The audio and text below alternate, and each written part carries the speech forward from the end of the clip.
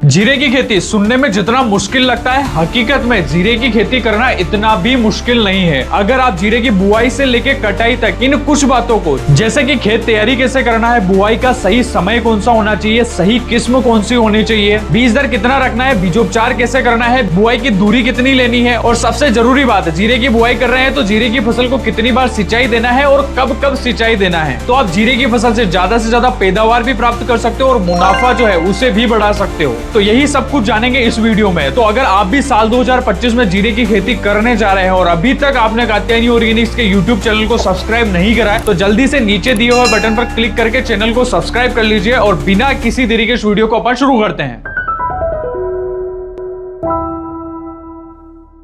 जीरे की खेती की अगर बात करें तो पूरे विश्व में भारत नंबर 1 उत्पादक देश है और खपत में भी इंडिया नंबर 1 पर आता है। मतलब पैदावार जो है वो भी इंडिया में ज्यादा हो रही है और खपत जो हो रही है ना, वो भी इंडिया ही सबसे ज्यादा इसकी खपत कर रहा है। और भारत में भी अगर बात करें तो राजस्थान और गुजरात, ये दोनों स्टेट ऐसे हैं जो पूरे जीरे की जो उत्पादन है उसका लगभग 70% जो हिस्सा है ना, इन दोनों ही राज्यों से आता है। तो अगर आप भी राजस्थान और गुजरात इन दोनों ही राज्यों में रहते हैं और साल 2025 में जीरे की खेती करने जा रहे हैं, तो इस वीडियो को सबसे पहले लाइक कर दीजिए और इस वीडियो को 1 मिनट के लिए भी स्किप मत कीजिएगा, नहीं तो जानकारी अधूरी प्राप्त होगी और जीरे की खेती में आगे चल के आपको काफी भारी नुकसान उठाना पड़ सकता है। किसान मित्रों, वीडियो शुरू करते हैं और बात करते हैं वीडियो के सबसे पहले विषय के बारे में, यानी कि खेत तैयारी और जीरे की जो खेती है वो किस प्रकार की मिट्टी में की जाए। वैसे तो जीरे की जो खेती है वो सभी प्रकार की मिट्टियों में की जा सकती है, लेकिन अगर आपके क्षेत्र में बलुई, दोमट या फिर हल्की रेतीली जमीन है ना, तो ये जो मिट्टी है ना, ये जीरे की खेती के लिए सबसे उपयुक्त मिट्टी मानी जाती है। और अगर आप जीरे की खेती कर रहे हैं तो आपको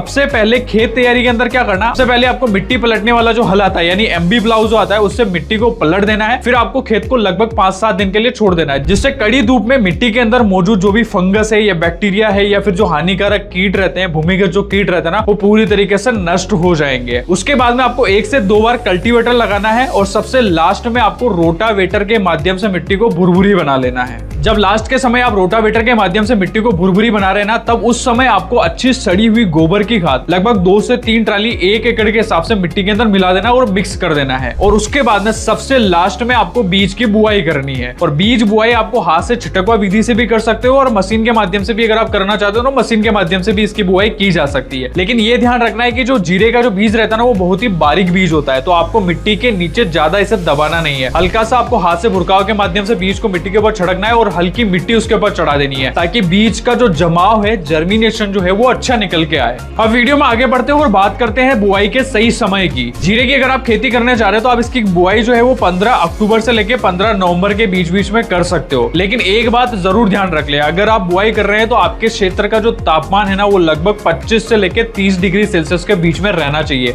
अगर 30 से ज्यादा ऊपर तापमान जाता है ना, तो जीरे का जो बीज है ना, उसका जर्मिनेशन थोड़ा कम आता है। और अगर आप ज्यादा लेट भी करते हो, मतलब दिसंबर के महीने में जीरे की बुआई करते हो ना, तो जो फसल है ना, वो पक के तैयार होने में ज्यादा समय ले लेती है। यानी कि मार्च के महीने में जो है वो दानों का भराव अच्छे से नहीं हो पाता है और उस टाइम पे गर्मी जो है ना, वो एकदम से बढ़ने लगती है, तो दाने जो रहते हैं ना, वो अच्छे से भर नहीं पाते हैं और इसका जो रहता है ना, वो पैदावार के ऊपर काफी गहरा प्रभाव पड़ता है। तो ये गलती आपको नहीं करना है। दिवाली के आसपास जब तापमान जो है वो 25 से 30 डिग्री सेल्सियस के बीच में आ जाए, तब आपको जीरे की जो बुआई है वो कर देना है। किसान मित्रों, जीरे की वेरायटी की अगर मैं बात करूं ना, तो आज के समय मार्केट में जीरे की काफी सारी रिसर्च वेरायटियां उपलब्ध है, लेकिन राजस्थान और गुजरात में लगभग 70% एक ही वेरायटी लगाई जाती है और उस वेरायटी का नाम है GC 4 नंबर, यानी कि गुजरात क्यूमिन 4 नंबर। ये वेरायटी राजस्थान और गुजरात के किसानों के द्वारा काफी ज्यादा पसंद की जाती है और इस वेरायटी की सबसे खास बात है कि ये वेरायटी उकटा रोग, यानी कि विल्ट की जो समस्या आती है ना, उसके प्रति सहनशील किस्म है और मध्यम अवधि में पक के तैयार हो जाती है। 130 से 140 दिन में आराम से पक के तैयार भी हो जाएगी, समय पे कटाई भी दे देती है। इसके अलावा जीरे की एक और किस्म आती है जो किसानों के बीच में काफी ज्यादा पॉपुलर है, उसका नाम है RZ19,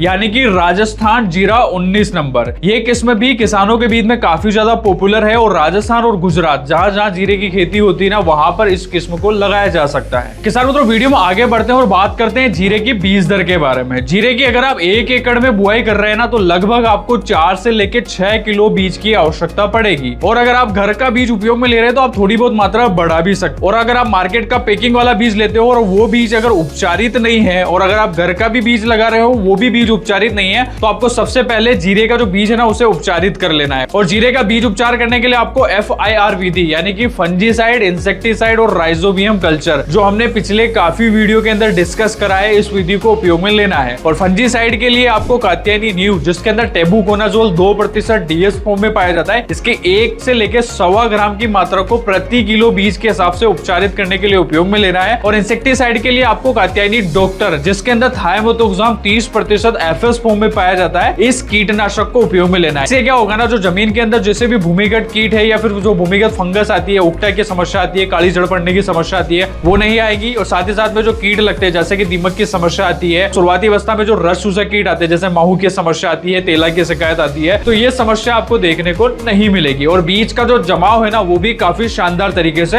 हो पाएगा, सही समय पे बीज अंकुरित होगा। किसान मित्रों, वीडियो में आगे बढ़ते हैं और बात करते हैं जीरे की बुआई के समय आपको दूरी कितनी लेनी है। अगर आप जीरे की बुआई सीड्रिल के माध्यम से करने जा रहे हैं ना, तभी आपको कतार से कतार और बीज से बीज की जो दूरी है ना वो आपको ध्यान में रखनी है। और ऐसी कंडीशन में आपको क्या करना है, जो लाइन से लाइन यानी कतार से कतार की जो दूरी है वो लगभग 25 से 30 सेंटीमीटर के आसपास रखनी है। 30 सेंटीमीटर की दूरी पर्याप्त रहती है, इतनी दूरी आप लाइन से लाइन के लिए ले सकते हो। और बीज से बीज की जो दूरी है वो लगभग आपको 10 सेंटीमीटर के आसपास रखनी है, ताकि प्रति एकड़ के हिसाब से पौधों की जो संख्या है, प्लांट पॉपुलेशन है ना, वो अच्छे से मेंटेन हो पाए। किसान मित्रों, अब बात करते हैं वीडियो के सबसे महत्वपूर्ण विषय के बारे में, यानी कि जीरे के बेसल डोज के बारे में, क्योंकि यहीं पर काफी किसान जो है वो गलती कर बैठते हैं और सही मात्रा में सही खाद का डोज नहीं देते और आगे चल के पैदावार के ऊपर इसका काफी गहरा प्रभाव पड़ता है। तो आप भी जीरे की खेती करने जा रहे हैं तो आपको सबसे पहले DAP जो है उसकी 50 किलो की मात्रा 1 एकड़ के लिए, और अगर DAP आपके क्षेत्र में उपलब्ध नहीं हो रहा है तो आप SSP यानी कि सिंगल सुपर फॉस्फेट उसके 2 बैग 1 एकड़ के हिसाब से उपयोग में ले सकते हो। और अगर आप SSP ले रहे हो तो उसके साथ में आपको यूरिया लगभग आधा बैग 1 एकड़ के हिसाब से। और जीरे की जो फसल है ना, ये एक प्रकार की मसाले वाली फसल है, यानी कि इसके दानों से जो है ना वो सुगंध आती है। तो जीरे के दानों में सुगंध बढ़ाने के लिए आपको सल्फर की जो मात्रा है ना वो आपको उपयोग में लेनी ही पड़ेगी। और सल्फर जो है वो आप बेंटोनाइट फॉर्म में जो आता है, दाल वाली जो सल्फर आती है, उसकी लगभग 5 किलो की मात्रा को 1 एकड़ के हिसाब से उपयोग में लेना है। और किसान मित्रों, जीरे की फसल के लिए अगर आप SSP, यूरिया और सल्फर का बेसल डोज अपनाते हो ना, तो किसान मित्रों जीरे की फसल में आप बुआई के समय यानी कि बेसल डोज में सल्फर